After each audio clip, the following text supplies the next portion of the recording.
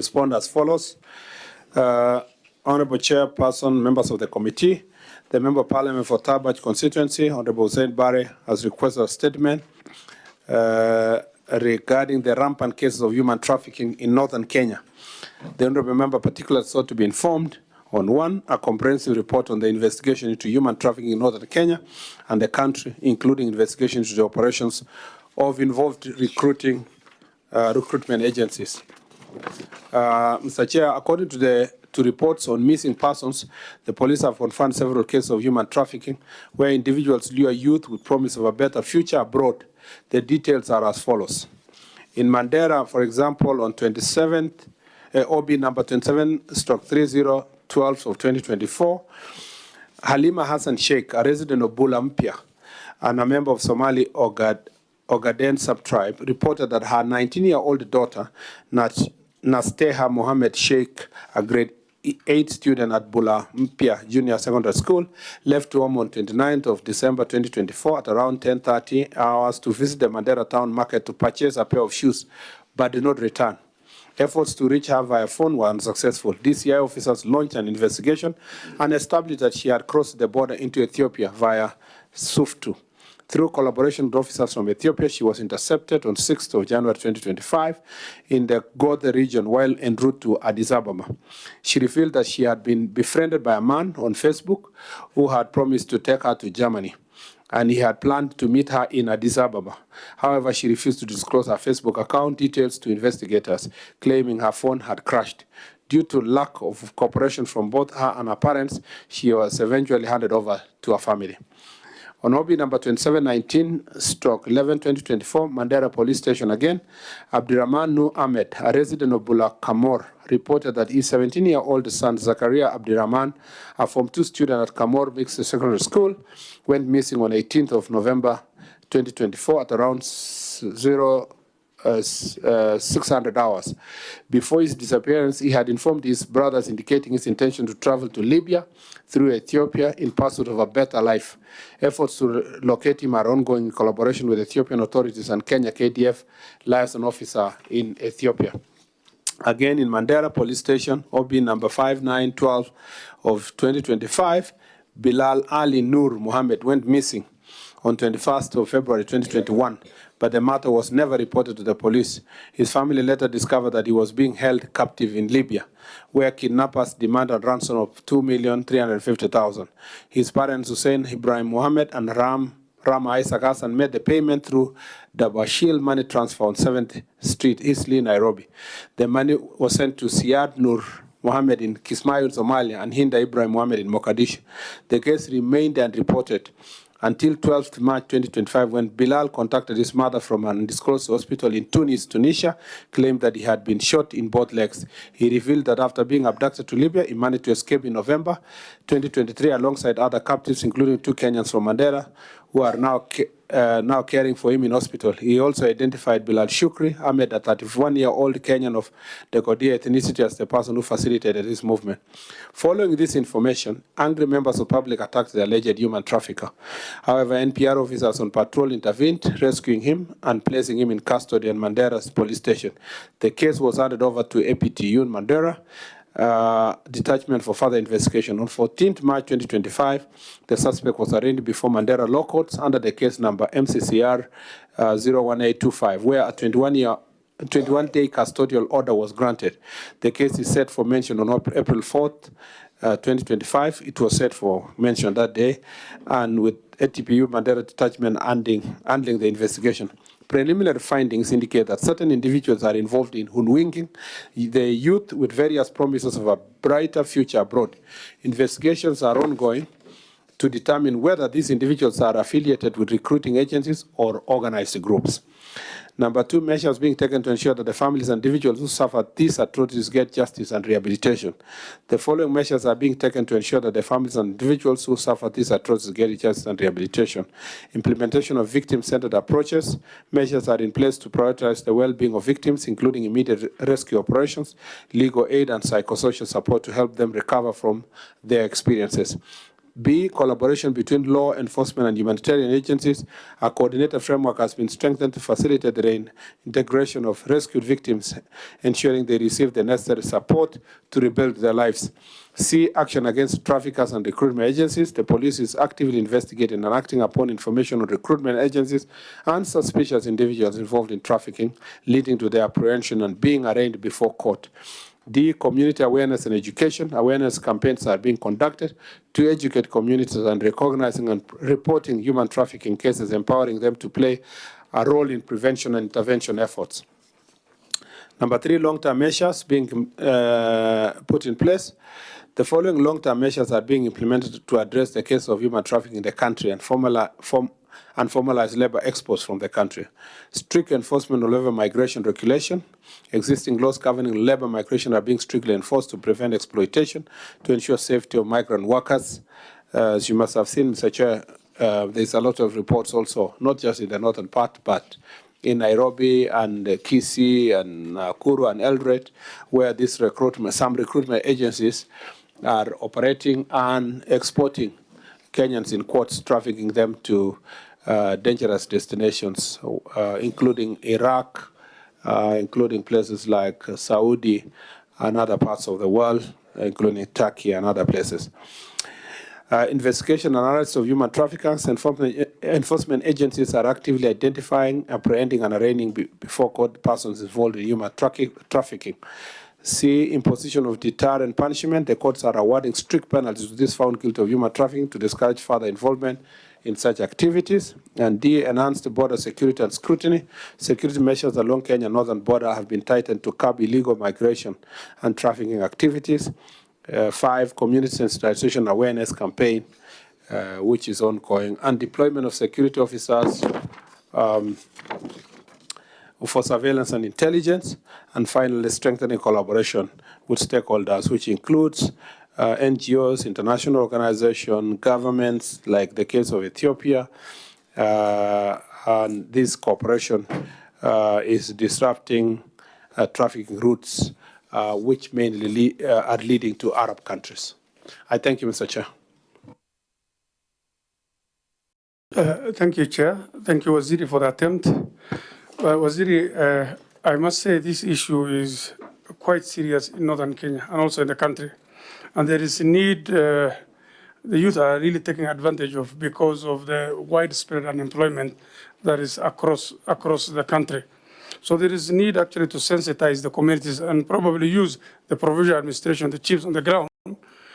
Some effort has to be put so that they take a lead role in sensitizing the public. And also, attempt must be made because from my investigation, casual investigation, there are people who are recruiters in different towns who are recruiting these youth, giving them hopes of better lives in other areas.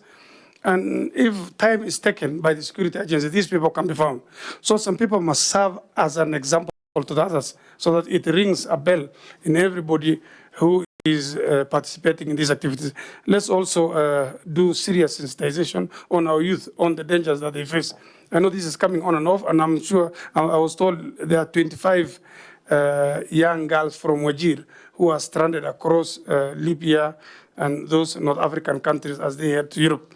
So this is just a small report, but I must say this is seriously widespread. People's organs are being sold in the markets across board. So this is seriously something that's affecting Kenyans and the young people. So deliberate effort from your office through your provincial administration structures, this station has to be done. And we must have some people who will serve as an example.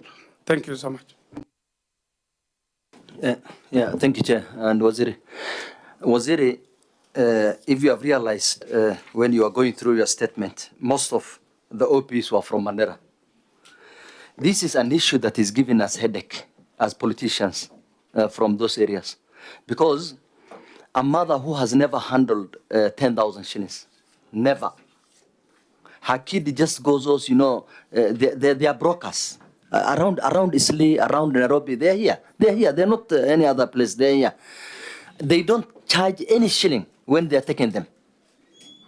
When they take them there to Libya or any other places, now they are told, go and talk to your parents, let them send 3 million shillings.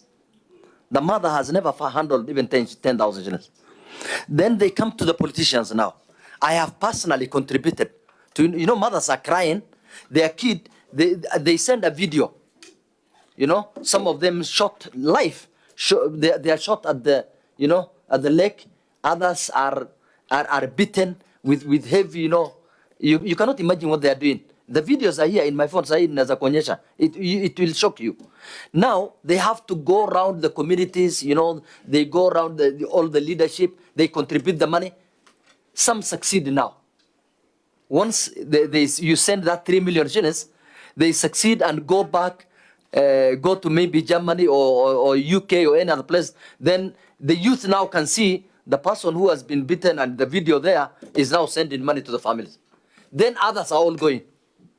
Just last week, 2 ladies were slaughtered in Libya, 2 of them from my constituency.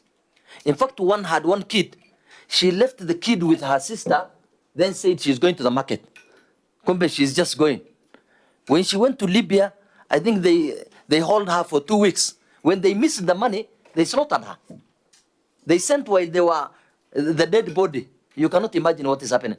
So I think what the ministry needs to do, Waziri, these people are here, they are not far, they are here. Our security agents can investigate and get hold of these people. If you get hold of the culprits, then you are done.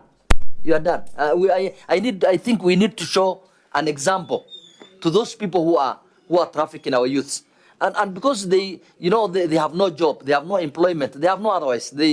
Just 5 weeks ago, the son to my sister who was in my sister's home here in South Sea, we missed him.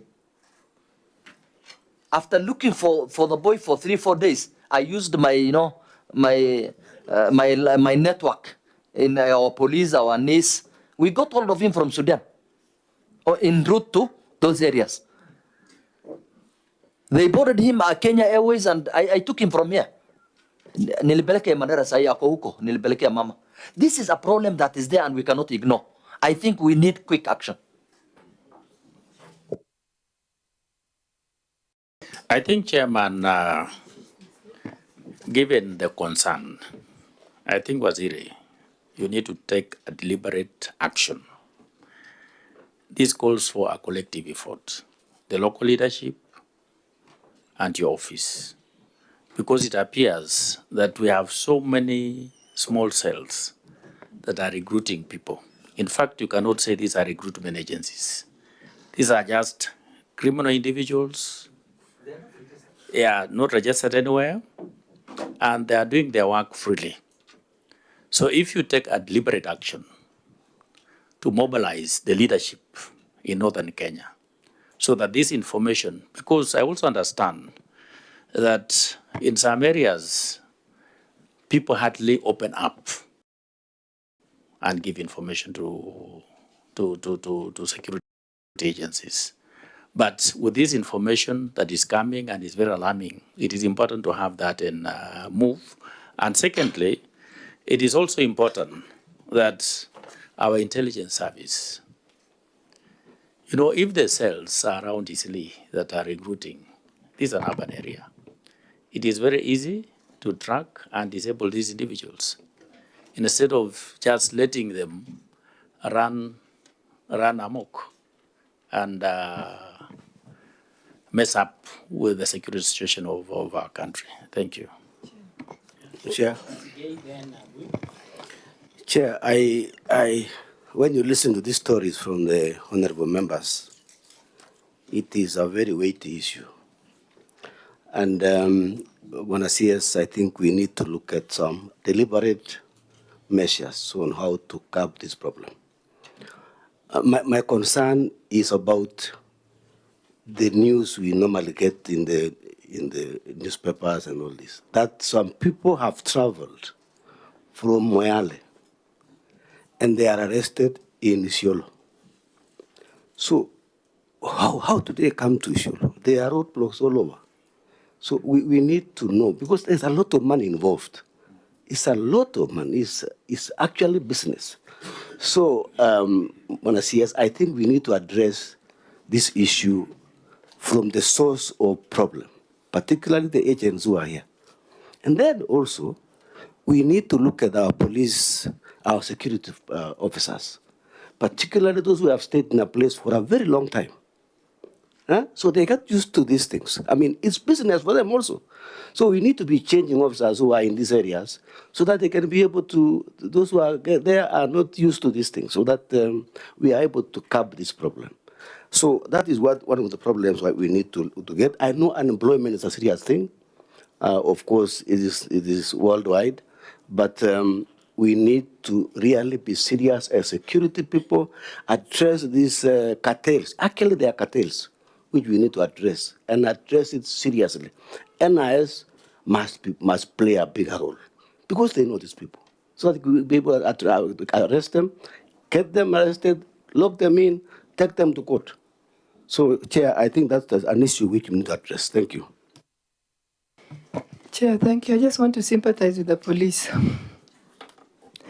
I sympathize with the police because, like Mheshimiwa Waitan says, a girl leaves her child with a sister and says she's going to the market, yet she knows she's already made plans to go to Libya, etc.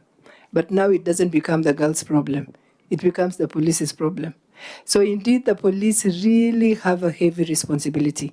But I think on our part as leaders, we must also go on a sensitization program. If we know that is happening, we also must take responsibility and sensitize the people in the community that this is happening, and don't allow yourself to be fooled. If then they allow themselves to be fooled, the police will help in looking for them. But it's to curb that program, the problem, it will not just be a police problem solely. You know, we must sensitize, and it's upon us to actually do that sensitization.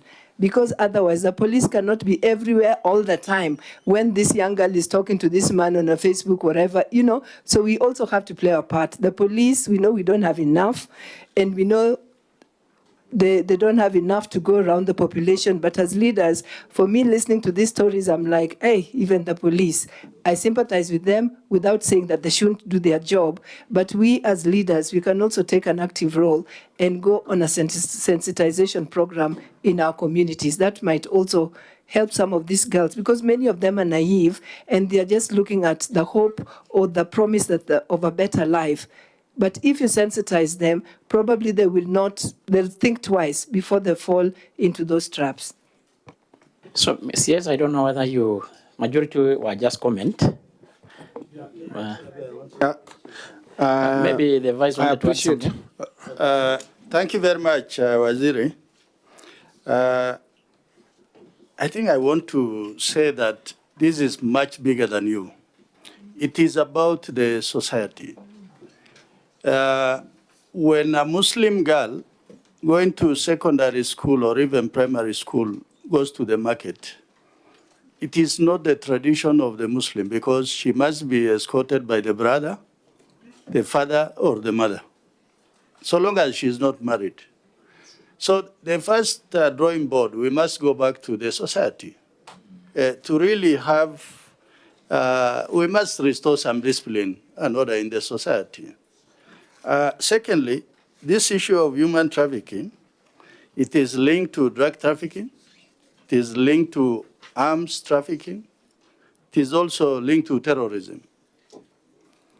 Last night I was driving from Marsabit, and I stopped at 6 roadblocks, together with one at Acha's post, where we have the multi-agency. And every of these askaris are going to inspect, they are going to check the IDs. But they could have just flagged me to just go through. But as courtesy, and also I wanted to observe, I stopped and I told them I want to wait. But in the process, what I have come to learn is drugs like Bang leave Ethiopia. They pass through Moyale, then they come all the way to Turbi, to Marsabit, to Laisamis, to Achas Post, Isiolo, and then it finds itself in Nairobi. Then you ask yourself, what is the purpose of all these roadblocks? Then it means something is not adding up. that so long as our security agencies, there's complicity in them doing their work, then we are unlikely to resolve the conundrum of what is happening in our country. So for that reason, really my request to you is, recently there's this case of people going to Vietnam and Thailand, Cambodia. What we really want to see is people before court. The media brings all this drama, and then it dies down. But people are in business, people who are doing this. So unless people are before court, and I'm told most of these traffickers are people who hold big money. So they will go to the police station and they excuse themselves to come back another day, not to even to record a statement. So we need to close the loop in terms of who are these people who are involved, so that everybody must have their day before justice. A lady from Mandera is going to give 3 million. Where do you think that money is going to come from? It comes from politicians. Will these politicians have this money? Most likely not. They borrow from all of you. That, oh, please, you send me something. Eventually, it puts the country in a lot of financial difficulties, because that could just be one case that is before us. Which are these many cases that we don't know about? The other thing is this community policing. Unless we have a very effective community policing, so that an incident happens, the child disappears for 2 hours, the community around there must know. The police must know, so that there is alert. But once it becomes normal, disappearance becomes normal, then I think you are unlikely from where you sit to enforce the law or to direct the police in one way or another. Thank you, Chairman. Mr. Chair, I totally agree with the comments, and I appreciate the comments from the members.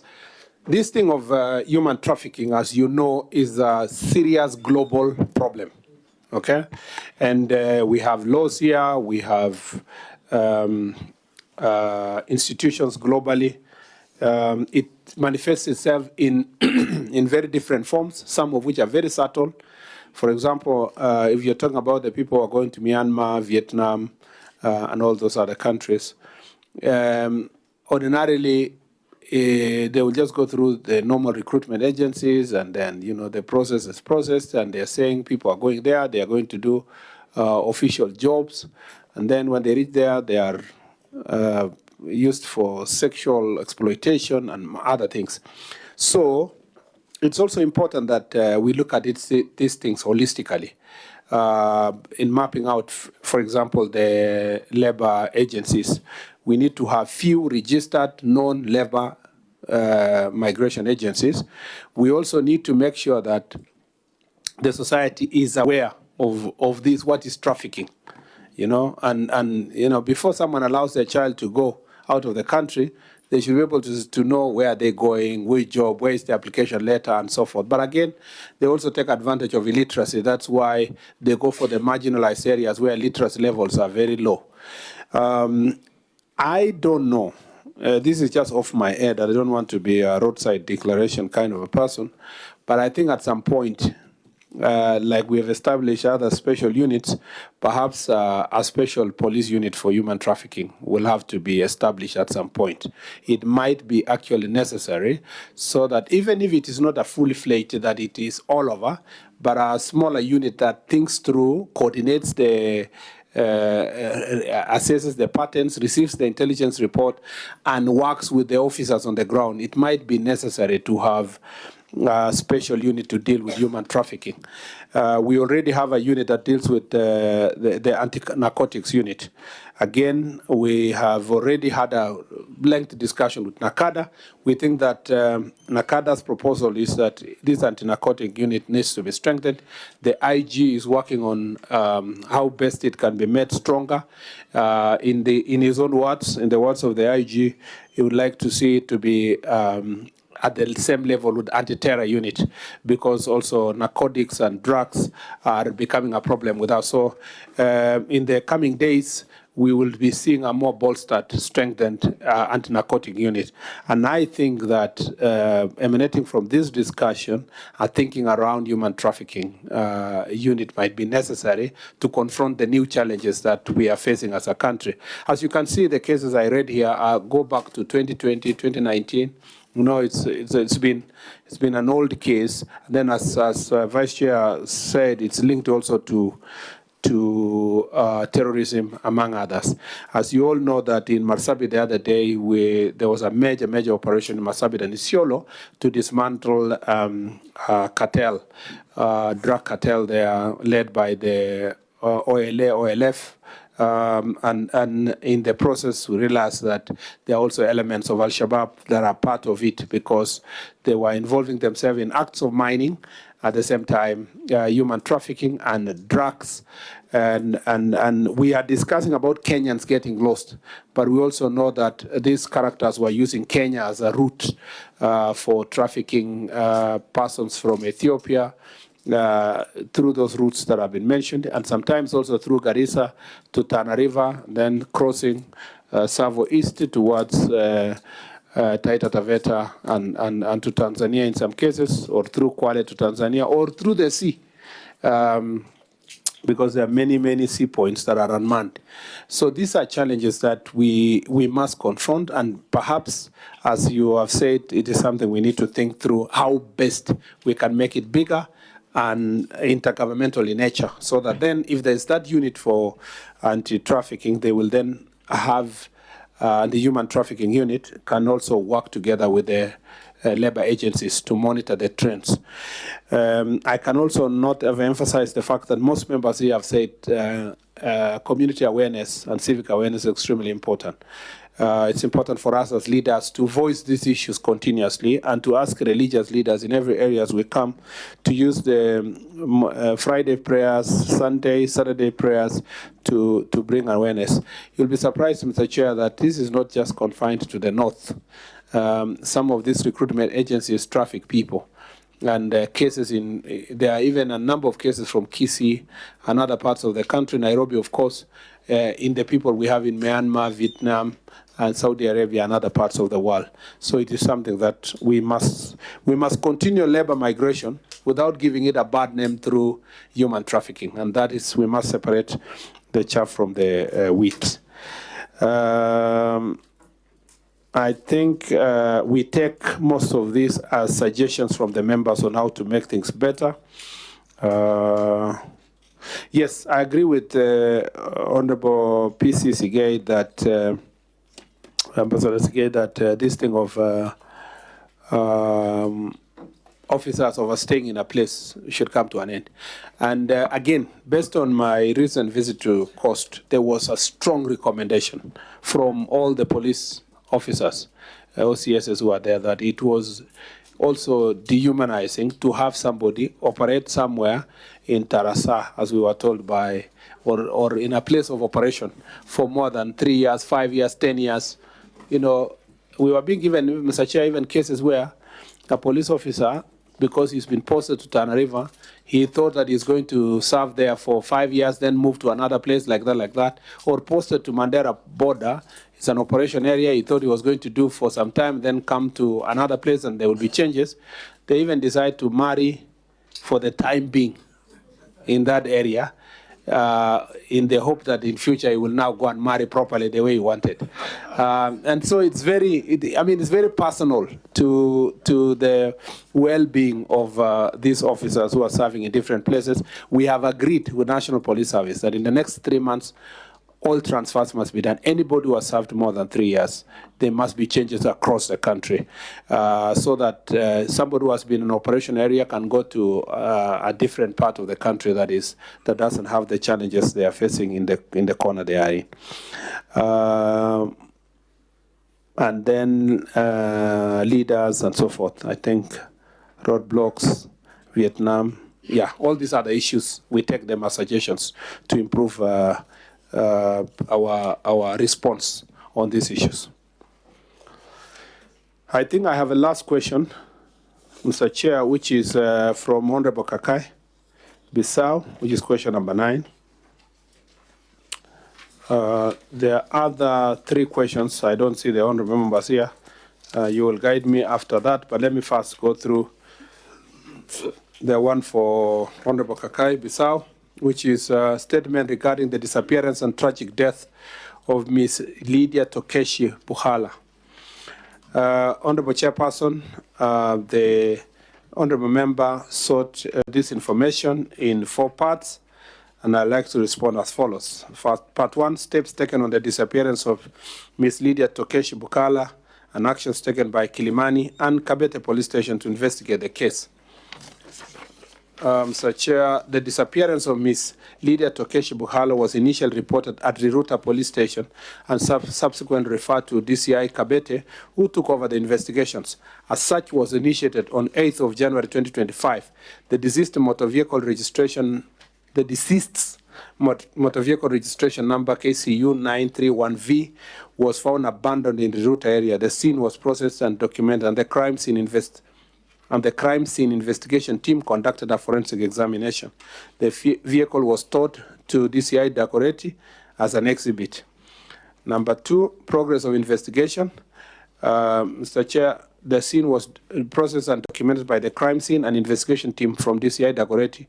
Relevant samples were collected for analysis and subsequently submitted to the government chemist in the lab reference number provided for, which is A142/225. On 11th of January 2025, a mutilated body of an unidentified female adult was discovered from Gataka Forest.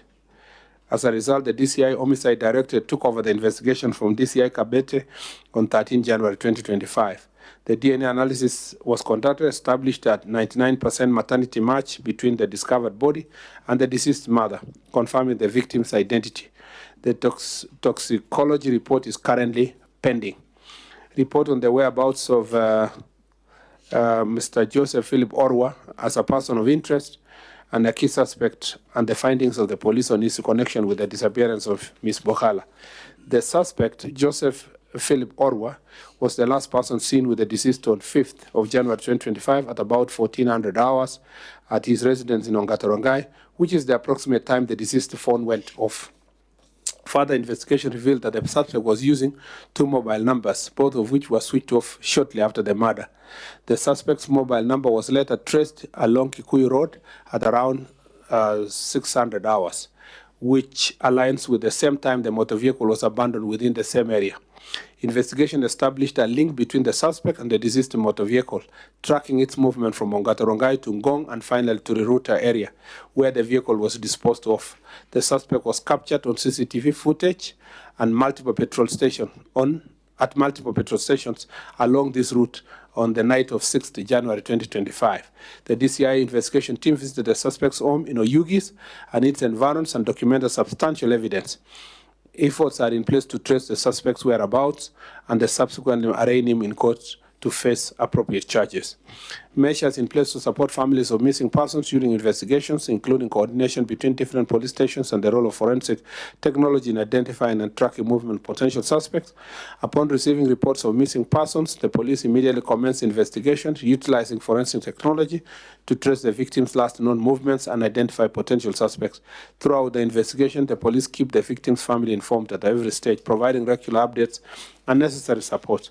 Once suspects are apprehended, they are arraigned before court of law to answer charges, thus ensuring justice is served. In short, Mr. Chair, the suspect is still at large, but the evidence is overwhelmingly pointing at him. Thank you, Mr. Chair.